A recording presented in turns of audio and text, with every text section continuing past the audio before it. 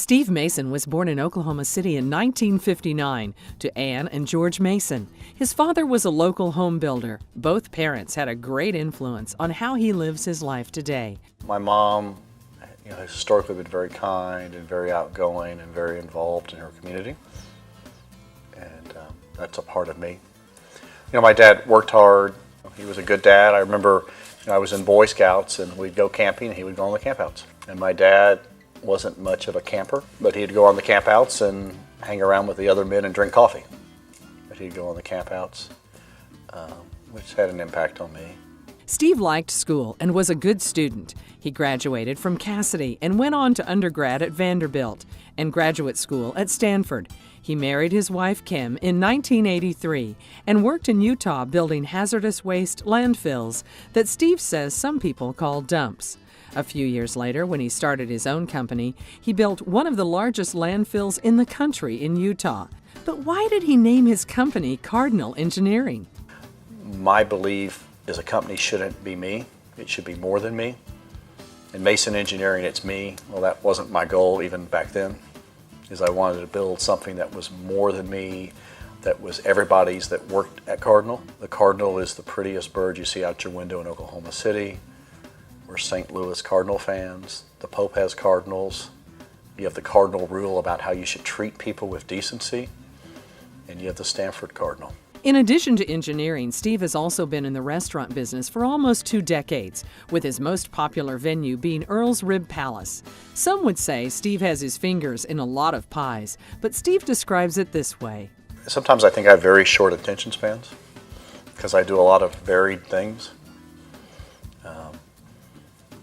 I spend a lot of time on nonprofit work, youth work, Cardinal Engineering work, the redevelopment of 9th and Broadway. We're now going over to the Plaza District to do some redevelopment.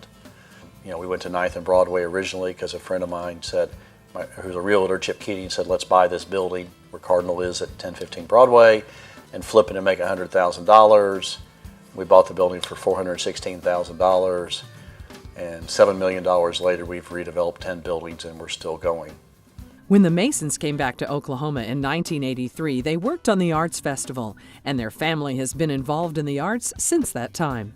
One of my most memorable times was in 1995, the year of the bombing. My job was to build the Arts Festival. So we built the Arts Festival through the bombing experience when the city was trying to decide how quickly we could resume normal operations as a city and how we should respond to horrible acts such as that.